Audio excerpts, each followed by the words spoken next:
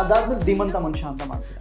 2007ರಲ್ಲಿ ಅದೇನಾಯಿತು ಅಂದರೆ ಚೇಂಬರಲ್ಲಿ ಯಾವುದೋ ಒಂದು ಟೈಟಲ್ ರಿಜಿಸ್ಟ್ರೇಟ್ರು ಕಲೆಕ್ಟ್ ಮಾಡೋಕ್ಕೆ ಹೋಗಿದ್ದೆ ಸೆನ್ಸಾರ್ಗೋಸ್ಕರ ಅಂತ. ಆವಾಗ ಅಲ್ಲಿದ್ದ ಇವರು ಮೆಂಬರ್ಸ್ ಇವರು ಏನು ರೀ ಯಾವಾಗ ನೋಡಿದ್ರು ತಿರ್ತೀರ, ನೀವು ಡೈರೆಕ್ಟ್ ಮಾಡಬಾರ್ದಾದ್ರೆ ಕೆಂಪುನಿಷ ಆದಮೇಲೆ ಮಾಡಲೇ ಇಲ್ಲ.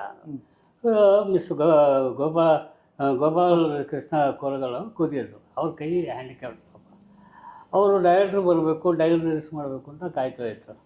ಸರಿ ಈ ಮಾತೆಲ್ಲ ಕೇಳಿದ ಮೇಲೆ ಅವ್ರು ಕೇಳಿದ್ರು, ಏನು ನಮ್ಮ ಡೈರೆಕ್ಟ್ರು ಬರ್ತೀನಿ ಅಂತ ಸರ್, ಕಾಯ್ತಾ ಇದ್ದೀನಿ, ಟೈಟಲ್ ರಿಜಿಸ್ಟರ್ ಮಾಡಬೇಕು ಅಂತ ಹೇಳಿದ್ರು ಪ್ರೆಸಿಡೆಂಟ್ಗೂ ಸೆಕ್ರೆಟ್ರಿಗೆ. ಸರಿ ನಾನಿದ್ದೆ, ನನಗೆ ಲೆಟ್ರ್ ಕೊಟ್ಟು ಬರ್ತೀನಿ ಸರ್ ಜೆಂಟಲ್ಮೆನ್ 1 minute ಅಂತ. ಎಸ್ ಸರ್ ಅದೇ see my director not come, ನೀವು ಡೋಂಟ್ ಮೈಂಡ್ ಫಿಲಪ್ ಮಾಡಿಕೊಡ್ತೀರ ಸರ್. ನಾನು ಒಬ್ಬ ಡೈರೆಕ್ಟ್ರೆ, ಅವ್ರಿಗೇನು ಅನಾನುಕೂಲ ಆಗಿದೆ ಏನೋ ಗೊತ್ತಿಲ್ಲ, ನೀವು ಫೋನ್ ಮಾಡೋದು ತಾನೇ? ಇಲ್ಲ ಫೋನ್ ಮಾಡಿದ್ರು ತೆಗಿತಾ ಇಲ್ಲ, ಎಲ್ಲಿದ್ದಾರೆ ಗೊತ್ತಿಲ್ಲ, ನನಗೆ ಫಿಲಪ್ ಮಾಡಿಕೊಡಿ. ಅಷ್ಟೊತ್ತಿಗೆ ಮಧ್ಯಾಹ್ನ ಆಗೋಯ್ತು, ಚೇಂಬರ್ ಲಂಚ್ ಟೈಮ್. ಆಯಿತು ಸರ್ ಪರವಾಗಿಲ್ಲ, ನಾನು ಇಲ್ಲಿ ಕೊಟ್ಟು ಬಂದುಬಿಡ್ತೀನಿ, ನೀವು ಅಷ್ಟು ಬಂದುಬಿಡಿ. ಯು ಶುಡ್ ಬಿ ಅಕ್ಕಂಪನಿ ಮೀ ಅಂತ ನನ್ನ ಜನಾರ್ದನ್ ಹೋಟ್ಲ್ ಕರ್ಕೊಂಡೋಗಿ ಊಟ ಗೀಟ ಮಾಡಿಕೊಂಡು ಬಂದೆ. ಅಲ್ಲಿ ದೋಸೆ ಕೊಡಿಸಿರ್ತಾರೆ? ಅಲ್ಲ, ಊಟನೇ ಕೊಡಿಸೋದು. ಸರಿ ಅಲ್ಲಿ ಕೂತ್ಕೊಂಡಾಗ ನನ್ನ ಟೈಟ್ಲು ಧೀಮಂತ ಮನುಷ್ಯ ಅಂತಿದೆ. ತುಂಬ ಚೆನ್ನಾಗಿದೆಯಲ್ಲ ಸರ್, ದೊಡ್ಡ ದೊಡ್ಡ ಸ್ಟಾರ್ಸ್ಗೆ ಇಡೋವಂಥ ಟೈಟ್ಲ್ ಅದು. ಇಲ್ಲ ನನ್ನ ಕಥೆಯಲ್ಲಿ ಅದು ಬೇಕಾಗಿದೆ, ನೀವೇನು ಅಂದ್ಕೊಂಡಿದ್ದೀರಾ? ಅದು ನೀವೇನು ಅಂದ್ಕೊಂಡಿದ್ದೀರಾ ಅಂತಂದರೆ ಏನು ಸರ್ ಅರ್ಥ? ಧೀಮಂತ ಮನುಷ್ಯ ಅಂದರೆ ವಾಟ್ ಈಸ್ ಆ್ಯಕ್ಚುಯಲ್ ಕಂಟೆಸ್ಟ್ ಏನು ಅದಕ್ಕೆ? ಪ್ರಿನ್ಸಿಪಲ್ಡ್ ಮ್ಯಾನ್ ಎದ್ದು ನಿಂತ್ಕೊಂಡು ನಾನು ಹಂಗೆ ಹಾಕಬೇಕು. ಎಷ್ಟು ಜನನ ಕೇಳಿದ್ರು ಯಾರೂ ನನಗೆ ಈ ಮಾತು ಹೇಳಲಿಲ್ಲ. ನಮ್ಮ ಡೈರೆಕ್ಟರ್ನೇ ಇಟ್ಕೊಂಡು 6 ತಿಂಗಳಿಂದ ಕೆಲಸ ಮಾಡ್ತಾಯಿದ್ದೀನಿ, ಅವನೇ ಹೇಳಲಿಲ್ಲ. ಈಗ ತಾನೇ ಧೀಮಂತ ಮನುಷ್ಯ ಅಂದರೆ ನೀವು ಪ್ರಿನ್ಸಿಪಲ್ಡ್ ಮ್ಯಾನ್ ಅಂತ ಹೇಳಿದ್ರಿ. How did you get this imagination? Sir ಎಷ್ಟು ಸಾವಿರ ಪಿಕ್ಚರು ಮಾಡಿಲ್ಲ, ಎಷ್ಟು ಸಾವಿರ ಡೈಲಾಗ್ ರೈಟರ್ಸ್ ನೋಡಿಲ್ಲ, ಎಷ್ಟು ಸಾವಿರ ಇದನ್ನು ನೋಡಿಲ್ಲ, ಯಾವ್ಯಾವುದಕ್ಕೆ ಏನೇನು ಅರ್ಥ. ಅದು ನಾನೇ ಹೇಳಿದ್ನಲ್ಲ, ಈ ಟೈಟ್ಲು ದೊಡ್ಡ ದೊಡ್ಡ ಮ್ಯಾಟ್ನಿ ಐಡಲ್ಸ್ಗೆ ಇಡೋವಂಥ ಟೈಟ್ಲು ಅಂತ ಹೇಳಿದ್ನಲ್ಲ. ಯಾಕೆ ಹೇಳಿದೆ? ಸುಮ್ಮನೆ ಅಲ್ಲ ಹೇಳಿದ್ದು, ಬಿಕಾಸ್ ಇದೆಲ್ಲ ಪ್ರಿನ್ಸಿಪಲ್ಡ್. ಆಮೇಲೆ ಅವರು ಮಾಡಬೇಕು ಅಂದು ಸರಿ ಅವ್ರ ಊರಿಗೆ ಕರ್ಕೊಂಡೋದ್ರು ಹೊಸಪೇಟೆಗೆ. ಆಮೇಲೆ ಅವ್ರ ಮನೆಯಲ್ಲಿ ಎಲ್ಲರಿಗೂ ಇಂಟ್ರೊಡ್ಯೂಸ್ ಮಾಡಿ ಹೀಗೆ ಹೌದಾ ಮಾಡಿ ಚೆನ್ನಾಗಿ ಮಾಡಿ ಅಂತ. ಆಮೇಲೆ ಸರ್ ನನ್ನ ಕಥೆ ಹೀಗೆ ಅಂದರೆ ಹ್ಯಾಂಡಿಕ್ಯಾಪ್ಸ್ ಯಾವತ್ತೂ ಹ್ಯಾಂಡಿಕ್ಯಾಪ್ಸ್ ಅಲ್ಲ, ಸಮಾಜದಲ್ಲಿ ಅವ್ರಿಗೂ ಭಾಳ ಹಕ್ಕಿರತ್ತೆ. ಅವನು ಏನು ಬೇಕಾದ್ರೂ ಕೆಲಸ ಮಾಡ್ಬೋದು. ಒಂದು ಹೂವಿನ ಅಂಗಡಿ ಇಟ್ಟಿರ್ಬೋದು, ಇಲ್ಲ ಒಂದು ಚಪ್ಪಲಿ ಹೊಲಿತಿರ್ಬೋದು, ಇಲ್ಲ ಒಂದು ಪ್ರಾವಿಷನ್ ಸ್ಟೋರೇ ಇಟ್ಟಿರ್ಬೋದು, ಇಲ್ಲ 4 ಮನೆಗೆ ತೊಗೊಂಡೋಗಿ ಸೇಲ್ಸೇ ಮಾಡ್ಬೋದು. ಸರ್ ಆ ಪಿಕ್ಚರಲ್ಲಿ ಒಬ್ಬ ಅಸಿಸ್ಟೆಂಟ್ ಡೈರೆಕ್ಟರ್ ನಿಮ್ಮ ಜೊತೆ ಜಾಯಿನ್ ಆಗ್ತಾರಲ್ಲ, ಅದು ಯಾರು ಸರ್? ಅದು ನನ್ನ ಆಪ್ತ ಮಿತ್ರ ಜಯಕುಮಾರ್ ಅವರು ಅರುಣ್ ಅಂಥೇಳಿ ಒಬ್ಬ ಹುಡುಗನ ಕಳಿಸ್ಕೊಟ್ರು. ಅದೇ ನೀವು ಬಂದರು. ಅರುಣ್ ನಾನು ಕೆಲಸ ಮಾಡ್ತೀನಿ, ಮಾಡಪ್ಪ ಅಂದೆ. ಏನು ಯಾರ ಹತ್ರನೂ ಕೆಲಸ ಮಾಡಿಲ್ಲ, ನಾನು ಯಾರ ಹತ್ರ ಮಾಡಿಲ್ಲಪ್ಪ, ನೀವು ಮಾಡ್ತೀನಿ ಅಂದರೆ ಮಾಡು. ಜೊತೆಲೇ ಇಟ್ಕೊಂಡು ಇಬ್ಬರು ಪಿಕ್ಚರ್ ಕಂಪ್ಲೀಟ್ ಮಾಡಿದ್ವಿ. ಕೆಲವು ಟೈಮಲ್ಲಿ ನಾನು ಆ್ಯಕ್ಟ್ ಮಾಡುವಾಗ ಅವನ್ನೇ ಡೈರೆಕ್ಟ್ ಮಾಡು ಅಂತ ಹೇಳ್ತಿದ್ದೆ. ಗುರುಗಳೇ ಅಂತಾನು, ನಾನೇನು ಹೇಳ್ತಿದ್ದೆ ಅದನ್ನು ಹೇಳಪ್ಪ, ಕಲಿ, ನೀನು ಯಾವತ್ತು ಆ ಸೀಟಿಗೆ ಬರೋದು ಅಂತ ಅವನ್ನ ಚುಡಾಯಿಸ್ಕೊಂಡು ನಾವು ತಂದೆ ಮಕ್ಕಳಾಗಿದ್ವಿ. ಆ ಪಿಕ್ಚರ್ ಮುಗಿಯೋವರೆಗೂ, ಮುಗಿದ ಮೇಲೂ ಅಷ್ಟೇ. ಕೆಲವೊಂದು ಏನು ಡೈಲಾಗೇ ಬರಲಿಲ್ಲ ಅಂತ ಗಲಾಟೆ ಮಾಡೋನು. ಅಲ್ಲಪ್ಪ ಅವ್ರ ಪರ್ಫಾರ್ಮೆನ್ಸ್ ನೋಡ್ಕೊಂಡು ಡೈಲಾಗ್ ಬರೀಬೇಕಪ್ಪ, ಡೈಲಾಗ್ ಬರೆದ್ಬಿಟ್ಟು ವಿಚಾರಕ್ಕೆ ನನಗೆ ನನ್ನ ಚಾನಲ್ ಮುಖಾಂತರ ನಿಮಗೆ ಸ್ಪೆಷಲ್ ಥ್ಯಾಂಕ್ಸ್ ಹೇಳಬೇಕು. ಅವತ್ತು ಸಿನಿಮಾ ತುಂಬ ಕಷ್ಟ, ಇವತ್ತು ಥರ ಅಸಿಸ್ಟೆಂಟ್ ಡೈರೆಕ್ಟರ್ ಜಾಬ್ ಸಿಗ್ತಿರಲಿಲ್ಲ. ತುಂಬ ಓಡಾಡ್ತಾ ಇದೆ ಅಂದರೆ ಈ ಗಲ್ಲಿ ಓಡಾಡಿದ್ದೀನಿ ಆ ಟೈಮಲ್ಲಿ. ಸೊ ಹಿಂಗೆ ನಿಮಗೆ ರೆಫರ್ ಮಾಡಿದ್ರು, ನಿಮ್ಗೆ ಬಂದರೆ ನೀವೇನೂ ಕೇಳಿಲ್ಲ, ಕೆಲಸ ಮಾಡ್ತೀನಪ್ಪ ಅಂತ ಕೇಳಿದ್ರೆ ಎಸ್ ಅಂದೆ. ಕೆಲಸ ಕೊಟ್ಟರೆ ನೀವು. ನನ್ನ ಫಸ್ಟು ಲಾಸ್ಟ್ ಪಿಕ್ಚರ್ ಅಗ್ರಿಮೆಂಟ್ ಏನಾರು ಮಾಡಿದರೆ ಅದೇ ಪಿಕ್ಚರಲ್ಲಿ ಪ್ರೊಡ್ಯೂಸರ್ ಅಗ್ರಿಮೆಂಟ್ ಮಾಡಿಸಿದ್ದು. ಐ ಥಿಂಕ್ ಅವತ್ತಿಗೆ ಅದು 11,000 ಚಿಲ್ಲರೆ ಏನೋ ಅಮೌಂಟು, 15 ಅಂತ ಅಗ್ರಿಮೆಂಟ್ ಮಾಡಿದ್ರು. ನನಗಿನ್ನೂ ನೆನಪಿದೆ. ಆಮೇಲೆ ಕರೆಕ್ಟಾಗಿ 200 ರೂಪಾಯಿ ಕನ್ವೆನ್ಸು ಬಾಟ ಏನೋ ಇತ್ತು ಅವಾಗ. ಅದಾದಮೇಲೆ ಎಸ್ಪೆಷಲಿ ಎಲ್ಲದಕ್ಕಿಂತ ಇಂಪಾರ್ಟೆಂಟ್ ಏನು ಅಂದರೆ, ನಾನು ಪ್ರಾಪರ್ ಸಿನಿಮಾ ಏನಾದರೂ ಕಲ್ತಿದ್ರೆ ಅದು ಫಸ್ಟು ಜನ್ರೇಷನಲ್ಲಿ ನನಗೆ ಹೇಳ್ಕೊಟ್ಟಿದ್ದ ಗುರುಗಳು ಅಂದರೆ ನಿಮ್ಮನ್ನೇ ನಾನು. ಇಲ್ಲಪ್ಪ, ಅದು ಯಾಕೆಂದರೆ ಅವತ್ತು ಈ ಕ್ರೆಡಿಟು ನಮ್ಮ ತಂದೆಗೆ ಸೇರುತ್ತೆ. ಗುರುಗಳೇ, ಸ್ಪೆಷಲ್ ಥ್ಯಾಂಕ್ಸ್ ನಿಮಗೆ ಹೇಳಲೇಬೇಕು. ಬಿಕಾಸ್ ಆಫ್ ಇವತ್ತು ಗ್ರಾಟಿಟ್ಯೂಡ್ ಅಂತಾರಲ್ಲ, ಅದನ್ನು ಕೃತಜ್ಞತೆಗಳು ನಾನು ಈ ಮುಖಾಂತರ ನನ್ನ ಚಾನಲ್ ಮುಖಾಂತರ ಹೇಳ್ತೀನಿ. ಅವತ್ತು ಇದ್ದಿದ್ದು ಕಷ್ಟದ ಟೈಮಲ್ಲಿ ನನಗೆ ಕೆಲಸ ಕೊಟ್ರಿ. ಹಾಗಾಗಿ ಮತ್ತೆ ತುಂಬ ಮೋಟಿವೇಟ್ ಮಾಡಿದೆ. ಅಂದರೆ ಒಬ್ಬ ಅಸಿಸ್ಟೆಂಟ್ ಡೈರೆಕ್ಟ್ರಿಗೆ ನನಗೆ ಸ್ಕ್ರಿಪ್ಟ್ ವರ್ಕ್ ಮಾಡೋಕ್ಕೆ ಬಿಟ್ರಿ, ಆರ್ಟಿಸ್ಟ್ ಸೆಲೆಕ್ಷನ್ ಮಾಡೋದಕ್ಕೆ ಬಿಟ್ರಿ, ನೀವು ಆ್ಯಕ್ಟ್ ಮಾಡಬೇಕಾದ್ರೆ ನನ್ನ ಡೈರೆಕ್ಟ್ ಮಾಡೋಕ್ಕೆ ಹೇಳ್ತಾಯಿದ್ರಿ, ಡೈರೆಕ್ಟ್ ಮಾಡಿಸಿದ್ರಿ, ನಾನು ಭಯ ಪಡ್ಕೊಂಡ್ರು ಮಾಡಿಸಿದ್ರಿ. ಜೊತೆಗೆ ಅಲ್ಲಿರೋ ಅಸಿಸ್ಟೆಂಟ್ ಡೈರೆಕ್ಟರ್ಸು ಓಡೋಗ್ಬಿಟ್ರು ಸೆಂಟ್ರಲ್ಲಿ. ಕೊನೆಗೆ ಇಡೀ ಸಿನಿಮಾ ನಾವು ಇದ್ರ ಹಾಸ್ಪಿಟಲ್ಲಿ ಶೂಟ್ ಮಾಡಬೇಕಾದ್ರೆ ನಾನು ಒಬ್ಬನೇ ಇದ್ದೆ.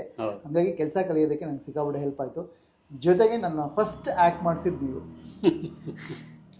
ಸೊ ಕಾರಣ ಏನು ಅಂದರೆ, ನೀನು ಡೈಲಾಗ್ ಹೇಳ್ಕೊಡ್ತಿರ್ಬೇಕಾದ್ರೆ ಆರ್ಟಿಸ್ಟ್ಗೆ, ಅಲ್ಲ ಇವನೇ ಆರ್ಟಿಸ್ಟ್ ಆಗಿದ್ದಾನಲ್ಲ ಯಾಕೆ ಮಾಡಬಾರ್ದು ಅಂತ ಮಾಡಿಸಿದ್ದು, ಅದು ಸಕ್ಸಸ್ ಆಯ್ತಲ್ಲ.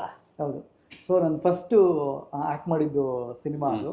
ಸೊ ಹಂಗಾಗಿ ನಿಮಗೆ ಸ್ಪೆಷಲ್ ಥ್ಯಾಂಕ್ಸ್ ಹೇಳ್ತೀನಿ. ಮತ್ತು ನಿಜವಾಗ್ಲೂ ನನಗೇನಾದರೂ ಸಿನಿಮಾ ಬಗ್ಗೆ ಫಸ್ಟು ಸಿನಿಮಾ ಏನಾದರೂ ಒಬ್ಬ ಡೈರೆಕ್ಟ್ರು ನನಗೆ ಹೇಳ್ಕೊಟ್ಟಿದ್ದಾರೆ ಅಂದರೆ ಇವತ್ತಿಗೂ ಮತ್ತು ಅವತ್ತಿಗೂ ಅದು ನೀವು ಮಾತ್ರನೇ.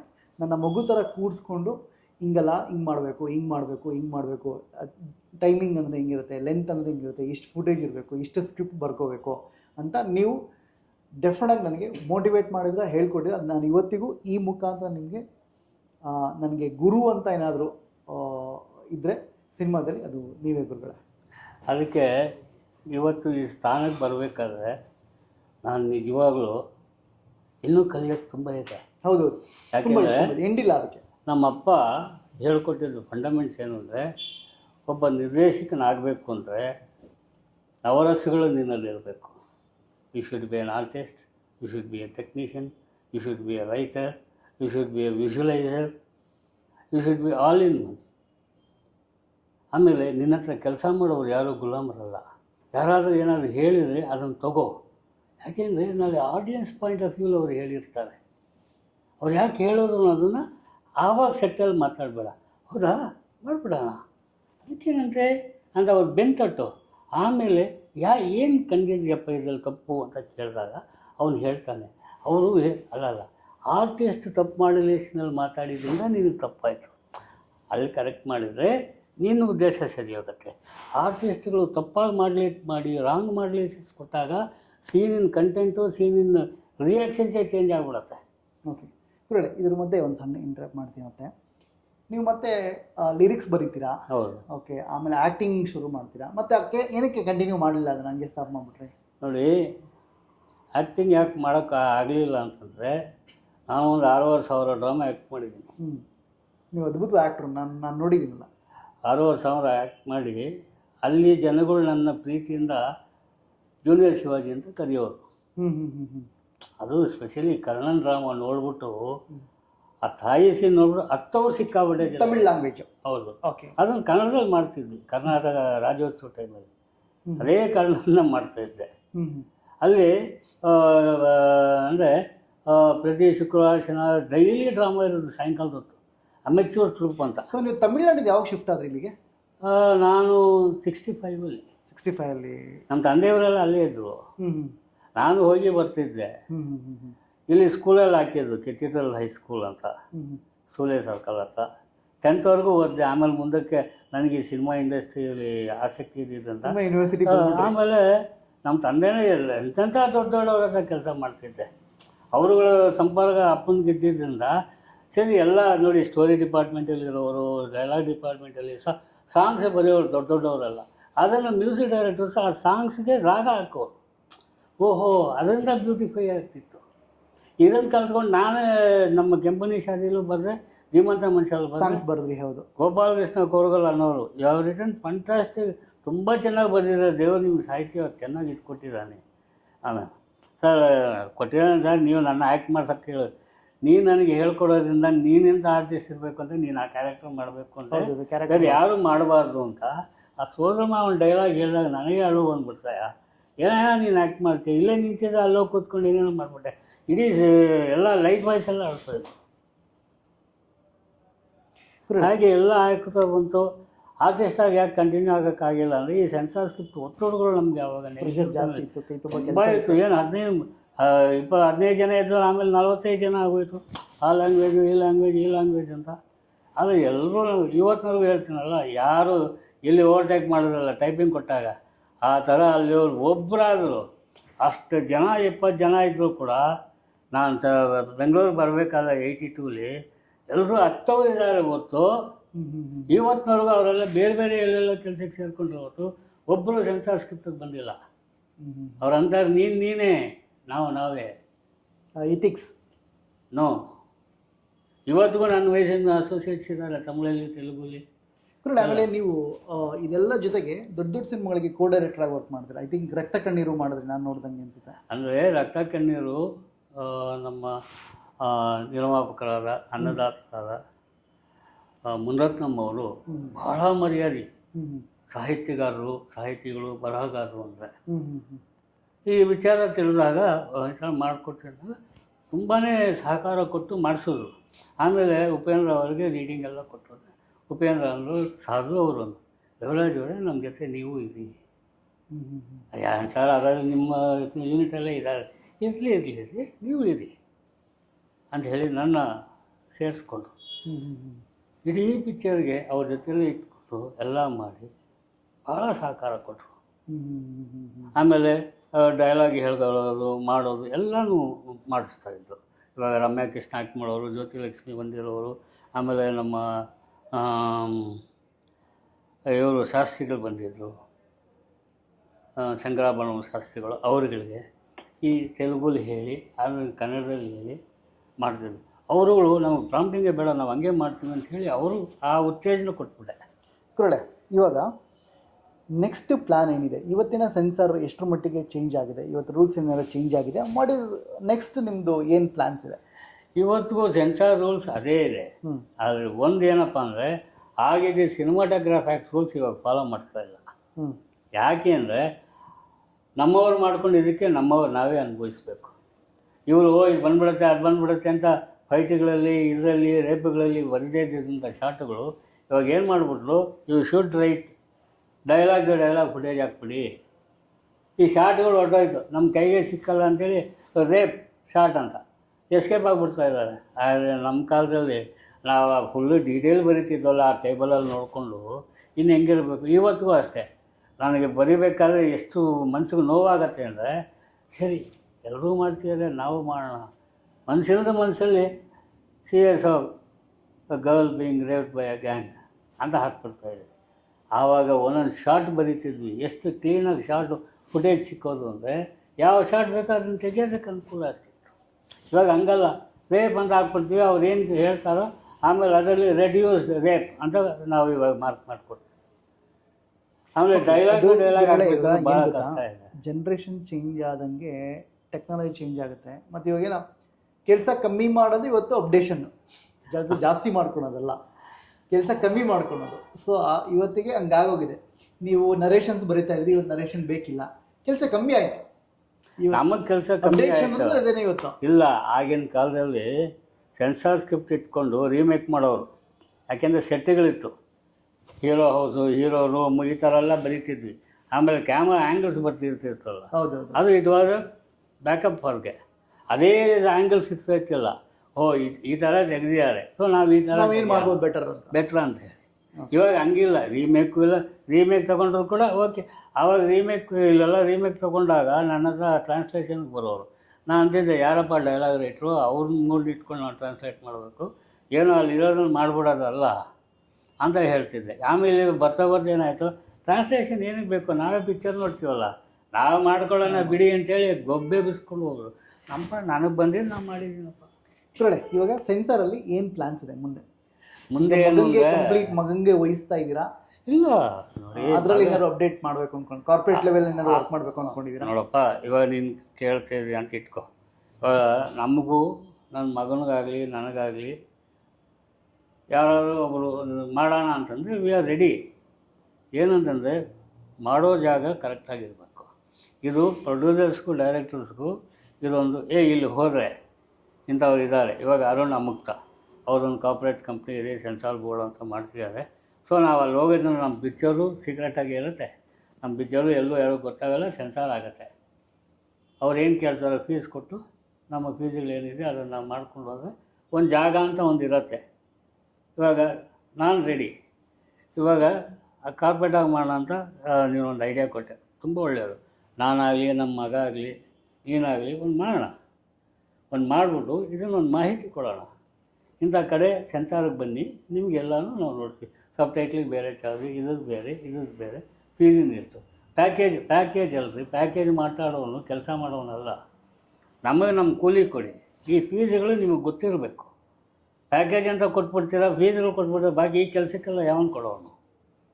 ಆದ್ದರಿಂದ ಇದು ಹಿಂಗಾಗತ್ತೆ. ಇದೊಂದು ಕಾರ್ಪೊರೇಟ್ ಕಂಪ್ನಿ ಇದ್ಮೇಲೆ 4 ಜನ ಕೆಲಸಕ್ಕೆ ಇರ್ತಾರೆ, ಅವ್ರಿಗೆಲ್ಲ ನಾವು ಸ್ಯಾಲ್ರಿ ಕೊಡಬೇಕು, ಬಾಡಿಗೆ ಕೊಡಬೇಕು. ಇದೆಲ್ಲ ಮನಸ್ಸಲ್ಲಿ ಇಟ್ಕೊಂಡು ನಿರ್ಮಾಪಕರುಗಳಾಗಲಿ ಡೈರೆಕ್ಟರ್ಗಳಾಗಲಿ ಒಂದು ಅರುಣ್ ಮುಕ್ತ ಒಂದು ಕಾರ್ಪೊರೇಟ್ ಕಂಪ್ನಿ ಮಾಡಿದೆ ಸೆನ್ಸಾರ್ದು. ಅರುಣ್ ಈ ಥರ ನಮ್ಮ ಪಿಕ್ಚರ್ ಇದೆಯಪ್ಪ, ಬಂದು ಮಾತಾಡಿ ಮಟ್ಟಿ ಆಯ್ತಪ್ಪ, ಏನಪ್ಪ, ಫೀಸ್ಗಳೆಲ್ಲ ನಾವು ನೋಡ್ಕೊತೀವಿ, ಎಷ್ಟಾಗತ್ತೆ, ಸರಿ ಬಿಡಪ್ಪ, ಅದು ನೀನು ಅಕೌಂಟ್ಗೆ ಹಾಕಿರ್ತೀವಿ. ಬೇಡ ಸರ್, ನಮ್ಮ ಫೀಸ್ಗಳು ಕೊಡಿ, ಅದನ್ನು ಕಟ್ಟೋವಾಗ ಅಪ್ಲೋಡ್ ಮಾಡೋವಾಗ ಕೊಡಿ, ಆವಾಗ ಮಾಡೋಣ. ನಮ್ಮ ಹತ್ರ ಇತ್ತು ಅಂದರೆ ಏನಕ್ಕೆ ಖರ್ಚು ಮಾಡ್ಕೊಂಡ್ಬಿಡ್ತೀವಿ, ನಾವೆಲ್ಲಿ ಹೋಗ್ಬೋದು. ಸೊ ನಮ್ದು ಏನಿದೆ, ನಾವೇನು ಮಾಡೋ ಇವಾಗ ಸಬ್ಟೈಟ್ಲ್ ಅದು ಬೇರೆ, ಅದು ಯಾರು ಮಾಡ್ತಾರೆ, ಅದ್ರದ್ದು ಬೇರೆ, ಇದ್ರದ್ದು ಬೇರೆ. ಇದ್ರದ್ದೇನು ಮಾತಾಡಿರ್ತೀವೋ 50% ಅಡ್ವಾನ್ಸ್ ಕೊಡಿ ಅಂತ ಕೇಳ್ತೀವಿ. ಇದ್ರ ಜೊತೆಗೆ ನಿಮ್ಮ ಅನುಭವದಲ್ಲಿ ಇವತ್ತಿನ ಜನ್ರೇಷನ್ ನಮ್ಮಂಥ ಡೈರೆಕ್ಟರ್ಗಳಿಗೆ ಅಥವಾ ಅನ್ನದಾತರುಗಳಿಗೆ ಏನು ಹೇಳೋಕ್ಕೆ ಇಷ್ಟಪಡ್ತೀರಾ ಇವತ್ತಿನ? ಅಂದರೆ ಇವಾಗ ನಾನು ಹೇಳೋದೇನು ಅಂದರೆ, ಯಾವುದೊಂದಕ್ಕೂ ಗುರು ಅನ್ನೋನೊಬ್ಬ ಇರಬೇಕು.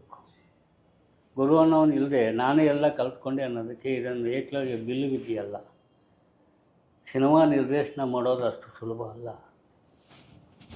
ನಿರ್ದೇಶನ ಅನ್ನೋ ಆ ಅಕ್ಷರಗಳಿಗೆ ಎಷ್ಟು ತೂಕ ಇದೆ, ಎಷ್ಟು ನಂಬಿಕೆ ಇದೆ, ಎಷ್ಟು ಜವಾಬ್ದಾರಿ ಇದೆ ಅನ್ನೋದು ಕಲಿಬೇಕು. ಸುಮ್ಮನೆ ಈಗಿನ ಕಾಲದಲ್ಲಿ ಅದಕ್ಕೇನು ಸರ್ ಅಂದ್ಬಿಟ್ಟು ಮಾನಿಟರ್ ಹತ್ರ ಕೂತ್ಕೊಂಡು ಸಿಗರೇಟ್ ಸೇರ್ತು, ರೋಡಲ್ಲಿ ಹೋಗೋನೆಲ್ಲ ಶಾರ್ಟ್ ಚೆನ್ನಾಗಿಲ್ಲ ಅಂದಾಗ ಚೆನ್ನಾಗಿಲ್ಲ, ಶಾರ್ಟ್ ಚೇಂಜ್ ಅಂತಾನೆ. ಅವನಿಗೆ ಒಂದು ಕನ್ಫರ್ಮೇಷನ್ನೇ ಇಲ್ಲ. ಆಗಿನ ಕಾಲದಲ್ಲಿ ನಮ್ಗೆ ಯಾವ ಮಾನಿಟ್ರು ಇತ್ತಿಲ್ಲ, ಏನೂ ಇತ್ತಿಲ್ಲ. ಡೈರೆಕ್ಟ್ರು ಕರೆಕ್ಟಾಗಿ ಬ್ಲಾಕ್ ಹೇಳೋನು, ಪಿಕ್ಚರ್ ನೋಡಿದಾಗ ಲಡ್ಡು ಇದ್ದಂಗೆ ಇರೋರು, ಕ್ಯಾಮ್ರಾಮನ್ ಹಂಗಿರೋರು. ಇಲ್ಲಿ ಬ್ಲಾಕ್ ಹೇಳೋರು ಎಲ್ಲಿಗಿಡಪ್ಪ ಕ್ಯಾಮ್ರಾ, ಇಲ್ಲಿಗಿಡೋ ಕ್ಯಾಮ್ರಾ ಅಂತ ಹೇಳ್ತಿರ್ತಾರೆ, ನಾನೇ ನೋಡಿದ್ದೀನಿ. ಅದೇ don't know what is compact black, what is study black, what is white black, what is tele short. ಒಂದು ಸೆನ್ಸಾರ್ ಸ್ಕಿಟ್ ಬರೀಬೇಕಾದ್ರೂ ಕೂಡ ಅವ್ರಿಗೆ ಶಾರ್ಟ್ಸ್ ಬರೆಯೋಕ್ಕೆ ಬರ್ತಾಯಿಲ್ಲ. ಆ ಥರ ಈಗಿನ ಇದರಲ್ಲಿ ಇವಾಗ ನಾನೇನೋ ಒಂದು ಸಂಸ್ಥೆ ಮಾಡಬೇಕು ಅಂತಿದ್ದೀನಿ, directors class. It consist of 30 days, 1 month, daily 3 hours a class. I am charging a fees of 25 per head. ಬಂದರೆ ಒಂದು ತಿಂಗಳಲ್ಲಿ ಅವ್ರಿಗೆ ಏನು ಹೇಳ್ಕೊಡ್ಬೇಕು ಫಂಡಮೆಂಟ್ಸ್ ಅಷ್ಟು ನಾನು ಹೇಳ್ಕೊಡ್ತೀನಿ. ಆಮೇಲೆ ಮುಂದಕ್ಕೆ ಅವರು ಡೆವಲಪ್ ಮಾಡ್ಕೊಳ್ಳೋದು ಬಿಡೋದು ಅವ್ರಿಗೆ ಸೇರಿ. ಇವಾಗ ಸ್ಕೂಲಿಗೆ ಹಾಕ್ತೀವಿ, ಹಾಕೋವಾಗ ಮನೇಲಿ ಹೇಳ್ಕೊಟ್ರು ಕೂಡ ತಲೆಗೆ ಹೋಗಲ್ಲ. ಆ 10 ಜನದಲ್ಲಿ ಕೂತ್ಕೊಂಡಾಗ ಟೀಚರ್ ಇದು ಅಂತ ತಿದ್ದಿದಾಗ ಓಹೋ ಈ ಥರ ಇರತ್ತಾ ಅನ್ನೋದು ಮನಸ್ಸಿಗೆ ಬರುತ್ತೆ.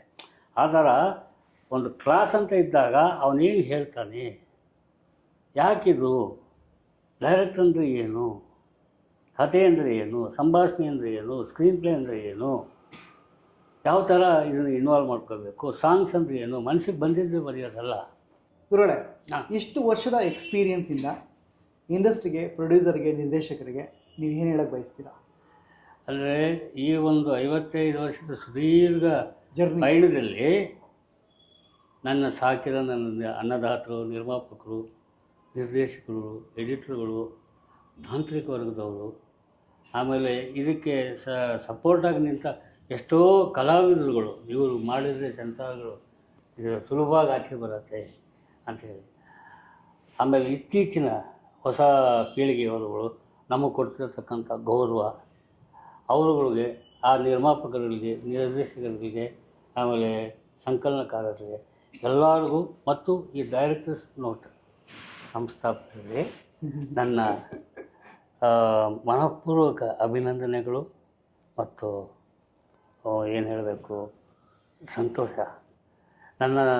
ನನಗೆ ಏನೇನು ಗೊತ್ತಿತ್ತು, ನನಗೆ ಗೊತ್ತಿದ್ದನ್ನು ನಾನು ಇವತ್ತು ನಿಮ್ಮ ಮುಂದೆ ಎಲ್ಲ ಹೇಳ್ಕೊಂಡಿದ್ದೀನಿ. ಹೇಳೋಕ್ಕಾಗಲ್ಲ, ಬಿಕಾಸ್ ಆಫ್ ನಿಮ್ಮದು 50 ವರ್ಷದ ಎಕ್ಸ್ಪೀರಿಯನ್ಸು. ಈ 1 ಅವರಲ್ಲಿ 2 ಅವರಲ್ಲಿ ಏನು ಹೇಳೋಕ್ಕಾಗಲ್ಲ ಇದೆ. ಆದ್ರೂ ನನಗೇನು ಗೊತ್ತಿತ್ತು, ನನ್ನ ಅನುಭವದಲ್ಲಿ ಏನೇನು ಫೇಸ್ ಮಾಡಿದ್ನೋ ಅದು ನನ್ನ ಮನಸ್ಸಲ್ಲಿ ಎಷ್ಟಿತ್ತೋ ಅದಷ್ಟು ನಾನು ನಿಮ್ಮ ಮುಂದೆ ಪ್ರಯತ್ನ. ಇನ್ನೂ ಸಿಕ್ಕಾಬಿಟ್ಟೆ ವಿಷಯ ಇದೆ, ಆದರೆ ಇನ್ನೂ ಕಲಿಯೋದು ಸಾಗರದಷ್ಟಿದೆ, ಮಾಡಬೇಕು.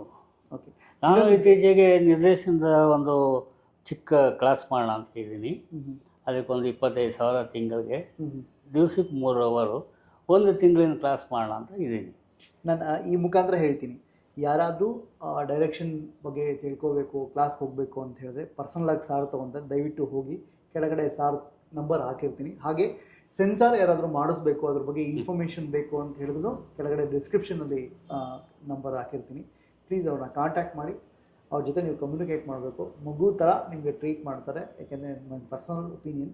ಜೊತೆಗೆ ನನ್ನದೇ ಸಾಕ್ಷಿಯಾಗಿ ನನ್ನ 2 ಸಿನಿಮಾಗಳು, ನನ್ನ ಮೊದಲನೇ ಲೂಸ್ಗಳು ಸಿನಿಮಾ ಮಾಡಿಕೊಟ್ಟಿದ್ದು ನೆಗೆಟಿವ್ದು, ಇದಾದಮೇಲೆ ಈಗ ವಿದ್ಯಾರ್ಥಿನಿಯರು ಸಿನಿಮಾನ ಮಾಡಿಕೊಟ್ರು. ಹಾಗಾಗಿ ನಾನು ಸ್ಪೆಷಲ್ ಥ್ಯಾಂಕ್ಸ್ ಹೇಳ್ತೀನಿ. ಜೊತೆಗೆ ನನಗೆ ಡೈರೆಕ್ಷನ್ ಡಿಪಾರ್ಟ್ಮೆಂಟಲ್ಲಿ ನನ್ನ ಜೊತೆ ಕೆಲಸ ಮಾಡಿದೆ, ಅದೊಂದು ನನಗೆ ಎಕ್ಸ್ಟ್ರಾಡಿನರಿ ಅನುಭವ. ಇವತ್ತಿಗೂ ನನ್ನ ಟಿಲ್ ಮೈ ಡೆತ್ ನಾನು ಅದನ್ನು ರಿಮೆಂಬರ್ ಮಾಡ್ಕೊತಾನೆ ಇರ್ತೀನಿ. ಸೊ ಗುರುಗಳೇ, ಥ್ಯಾಂಕ್ ಯು ಫಾರ್ ಕಮಿಂಗ್. ಇಲ್ಲಿ ಬಂದಿದ್ದು ನನಗೆ ಖುಷಿಯಾಗೋಯಿತು. ಸೊ ನಿಮ್ಮ ಅರುಣ್ ಅಸಿಸ್ಟೆಂಟ್ ಡೈರೆಕ್ಟರ್ ಬಗ್ಗೆ, ಇವತ್ತು ಡೈರೆಕ್ಟರ್ ಆಗೋದ್ರ ಬಗ್ಗೆ ಏನಾದರೂ ನನ್ನ ಬಗ್ಗೆ ಉಗಿಯೋದಿದ್ರೆ ಉಗಿದ್ಬಿಡಿ. ಇಲ್ಲಪ್ಪ, ನಾನು ಏನು ಅಂದ್ಕೊಂಡಿದ್ನೋ ಅದಕ್ಕಿಂತ ಒಂದು ಪಟ್ಟು ನೀನು ಒಂದು ಮೇಲಕ್ಕೆ ದಿನೇ ದಿನೇ ಬೆಳೀತಾ ಇದೆಯಾ, ಇನ್ನೂ ಬೆಳಿಬೇಕು ಅನ್ನೋದೇ ನನ್ನ ಆಸೆ. ಕೆಲವರು ಕಲ್ತವರು ಕಲ್ತಿದ್ದೀನಿ ಅಂತ ಅನ್ಕೋತಾರೆ, ನೀನು ಇಲ್ಲ ನಾನು ಇನ್ನೂ ಕಲಿಬೇಕು ಅಂತ ಹೋರಾಡ್ತಿದೀಯ. ಆ ನಿನ್ನ ಹೋರಾಟ ನಿನಗೆ ಜಯ ಕೊಡಲಿ, ನೀನು ಅಂದ್ಕೊಂಡಿದ್ದು ಸಾಧಿಸು ಅಂತ ಹೇಳಿ ನಾನು ದೇವರಲ್ಲಿ ಪ್ರಾರ್ಥನೆ ಮಾಡಿ, ನಿನಗೂ ಇಷ್ಟೊಂದು ದೊಡ್ಡ ಓಪನ್ ಹಾರ್ಟ್ ಅಂತ ಹೇಳ್ತಾರೆ, ತುಂಬ ಹೃದಯದವನು ನೀನು ಅಂದ್ಕೊಂಡಿದ್ದು ನೆರವೇರಲಿ. ನಿನ್ನ ಯಾವ ಒಂದು ಗುರಿ ಮುಟ್ಟಬೇಕು ಅಂತಿದೆಯಾ ನಿನ್ನ ಜೀವನದಲ್ಲಿ, ಆ ಗುರಿ ಮುಟ್ಟೋದಕ್ಕೆ ನೀನು ಹಾಕ್ಕೊಂಡಿರೋ ಈ ಹೂವಿನ ಹಾದಿ ಇದೆಯಲ್ಲ, ಅದು ಹಾಗೇ ಇದ್ದು ನನಗೆ ನಿಮ್ಮ ಆಶೀರ್ವಾದ ನನ್ನ ಚಾನಲ್ ಮೇಲೆ ಹಾಗೆ ನನ್ನ ಮೇಲೆ ಇರಲಿ ಅಂತ. ಏಕೆಂದರೆ ನಿಮ್ಮ ಅನುಭವನೇ ದೊಡ್ಡ ಆಸ್ತಿ. ಆಮೇಲೆ ನಾವು ದೇವರು ನೋಡಿಲ್ಲ, ಬಿಕಾಸ್ ಆಫ್ ಯಾರು ನಮ್ಗೆ ಒಳ್ಳೇದು ಬಯಸ್ತಾರೆ ಮತ್ತು ನಮ್ಗೆ ಕಲಿಸ್ಕೊಡ್ತಾರೆ, ಕೈ ಹಿಡಿದು ನಡೆಸ್ತಾರೆ, ಅವರೇ ದೇವರು ಅಂತ ಐ ಬಿಲೀವ್. ಹಾಗಾಗಿ ನನ್ನ ಮನುಷ್ಯ ಮೇಲೆ ನನಗೆ ಸಿಕ್ಕಾಪಟ್ಟೆ ನಂಬಿಕೆ. ಹಾಗಾಗಿ ಆ ಸ್ಥಾನದಲ್ಲಿ ನೀವು ಇದ್ದೀರಾ, ಮತ್ತು ಆ ಸ್ಥಾನದಲ್ಲಿ ನೀವು ನನಗೆ ಏನೇನು ಹೆಲ್ಪ್ ಮಾಡಬೇಕು, ಏನೇನು ಕಲಿಸ್ಬೇಕು ಅದನ್ನು ಕಲಿಸಿದ್ದೀರಾ. ಸೊ ಹಾಗಾಗಿ ನನ್ನ ಒಂದು ಪುಟ್ಟ ದಾರಿನ ಹಿಡ್ಕೊಂಡು ಮುಂದಕ್ಕೆ ಹೋಗ್ತಿದ್ದೀನಿ. ಅದಕ್ಕೆ ನಿಮ್ಮ ಆಶೀರ್ವಾದ ಇರಲಿ ಅಂತ ನಾನು ಯಾವತ್ತೂ ಕೇಳ್ಕೊತೀನಿ. ನಿಮಗೂ ಅಷ್ಟೇ ಚೆನ್ನಾಗಾಗಲಿ, ಇನ್ನು ಒಳ್ಳೊಳ್ಳೆ ಸಿನಿಮಾಗಳನ್ನ ಮಾಡೋ ಶಕ್ತಿ ಕೊಡಲಿ, ಇನ್ನೊಂದು ಸ್ವಲ್ಪ ಸೆನ್ಸರ್ ಬರೆಯೋ ಶಕ್ತಿ ಕೊಡಲಿ. ಮತ್ತು ಈ ವಯಸ್ಸಲ್ಲಿ 70ನೇ ವಯಸ್ಸಲ್ಲಿ ಆ್ಯಕ್ಟಿಂಗ್ ಕ್ಲಾಸ್ನ ಶುರು ಮಾಡ್ತಿದ್ದೀರಾ ಅಂತ ಐ ಥಿಂಕ್ ಇದು ಮೋಸ್ಟ್ಲಿ ಇಂಡಿಯಾದಲ್ಲಿ ನೀವು ಒಬ್ಬರೇ ಅನ್ಸುತ್ತೆ ಈ ವಯಸ್ಸಲ್ಲಿ ನಾನು ಮಾಡಬೇಕು ಅಂತ, ಕ್ಲಾಸ್ ಮಾಡಬೇಕು ಅಂತ ಏನಾದ್ರು ಅಂದ್ಕೊಂಡಿದೆ. ಮತ್ತು ಸೆನ್ಸಾರ್ನ ಈ ವಯಸ್ಸಲ್ಲಿ ಬರೀತಿರೋದು ಏಕೈಕ ಮೇ ಬಿ ಇಂಡಿಯಾದಲ್ಲಿ ಅನ್ಕೊತೀನಿ, ನನಗೆ ಗೊತ್ತಿರೋ ಮಟ್ಟಿಗೆ ನೀವೇ ಅನ್ಕೊತೀನಿ. ಐ ಥಿಂಕ್ ನಿಮಗೆ ಸಿನಿಮಾ ರಂಗ ಗುರ್ಸಿಲ್ಲ ಅಂತ ಅನ್ಕೊತೀನಿ. ಯಾಕೆ ನಿಮಗಿರೋ ಎಕ್ಸ್ಪೀರಿಯೆನ್ಸಿಗೆ ನಿಮಗೆ ಸ್ಟೇಟ್ ಅವಾರ್ಡ್ ಕೊಡಬೇಕಾಗಿತ್ತು, ಅಥವಾ ಇನ್ನೇನೇನು ಸಿನಿಮಾದಲ್ಲಿ ನಿಮ್ಮನ್ನು ಮೇಲ್ಗೆ ಕರ್ಕೊಂಡು ಹೋಗೋದಕ್ಕೆ ಏನೇನು ದಾರಿ ಬೇಕಾಗಿತ್ತು ಅದು ಇಂಡಸ್ಟ್ರಿನೂ ಮಾಡಿಲ್ಲ ಅಂತ ನನ್ನ ಭಾವನೆ. ನೋಡೋಣ ಮುಂದಿನ ದಾರಿ ಏನೇನು. ನೋಡೋಣ. ಇವತ್ತು ನಾನು ಯಾವುದಕ್ಕೂ ಆಸೆ ಪಟ್ಟವನಲ್ಲ. ಯಾವುದೊಂದು ವಿಚಾರದಲ್ಲೂ ನಾನು ಈ ಥರ ಮಾಡಿದ್ದೀನಿ ಆ ಥರ ಮಾಡಿದ್ದೀನಿ ಅಂತ ಹೇಳ್ಕೊಂಡು ಎಲ್ಲೂ ಹೋಗಿಲ್ಲ. ಎಲ್ಲ ನಿಮ್ಮಂಥವರು, ನಿಮ್ಮಂಥ ವಿಶ್ವಾಸ ಇರೋರು, ಗುರು ಭಕ್ತಿ ಇರೋರು ಇವತ್ತಿನವರೆಗೂ ನನ್ನ ಕೈ ಹಿಡ್ಕೊಂಡು ನಡೆಸ್ಕೊಂಡು ಹೋಗಿದ್ದಾರೆ. ನಿರ್ದೇಶಕರು, ನಿರ್ಮಾಪಕರುಗಳು, ನನ್ನ ಸಂಕಲನಕಾರರು. ಇವತ್ತು ಹೊಸ ಪೀಳಿಗೆಯವರ ಹಳೆಯ ಇದನ್ನು ನೋಡಿಕೊಂಡು ಇವತ್ತು ಇವರುಗಳು ನನ್ನ ಕೈ ಹಿಡ್ಕೊಂಡು ಅವ್ರ ಜೊತೆಯಲ್ಲಿ ಕರ್ಕೊಂಡು ಹೋಗ್ತಿದ್ದಾರೆ. ಅದೇ ಥರ ನಿನಗೆ ದೇವರು ಅವನೇ ಸ್ವತಃ ನಿಂತ್ಕೊಂಡು ನಿನ್ನ ಗುರಿ ಈಡೇರಿಸಲಿ ಅಂತ ನಾನು ದೇವರಲ್ಲಿ ಬೇಡ್ಕೊತೀನಿ. ಈ ಚಾನಲ್ ನೋಡ್ತಿರೋ ಪ್ರತಿಯೊಬ್ಬ ಪ್ರೇಕ್ಷಕರು ಡೈರೆಕ್ಟರ್ಸ್ ನೋಟ್ ಅನ್ನೋದು it is a very good channel. ನೀವು ನೋಡಿ ಕಲಿಬೇಕಾದ್ದು ತುಂಬ ಇದೆ. ನಾನು ಅಂತಲ್ಲ, ಇನ್ನೂ ಹಲವಾರು ಟೆಕ್ನಿಷಿಯನ್ಸ್ನ ನಮ್ಮ ಅರುಣ್ ಪರಿಚಯ ಮಾಡಬೇಕು ಅಂತ ಆಸೆಪಟ್ಟು ಎಲೆಮರೆ ಕಾಯಾಗಿರೋರನ್ನೆಲ್ಲ ಕರ್ಕೊಂಬಂದು ಚಿತ್ರರಂಗದಲ್ಲಿ ಇವರು ಸೇವೆ ಸಲ್ಲಿಸಿದ್ದಾರೆ ಅಂತ ತೋರಿಸ್ಬೇಕು ಅಂತ ಆಸೆ ಪಡ್ತಿರೋ ಈ ಒಂದು ಒಳ್ಳೆಯ ಹೃದಯಕ್ಕೆ ದೇವರು ನಿಜವಾಗಲೂ ತುಂಬ ಆಯಸ್ಸು ಕೊಟ್ಟು ನಿನ್ನ ಗುರಿಗಳನ್ನ ಈಡೇರಿಸೋದಕ್ಕೆ ಆಶೀರ್ವಾದ ಮಾಡಲಿ ಅಂತ ನಾನು ದೇವರನ್ನ ಬೇಡ್ಕೊತೀನಪ್ಪ. Thank you for watching.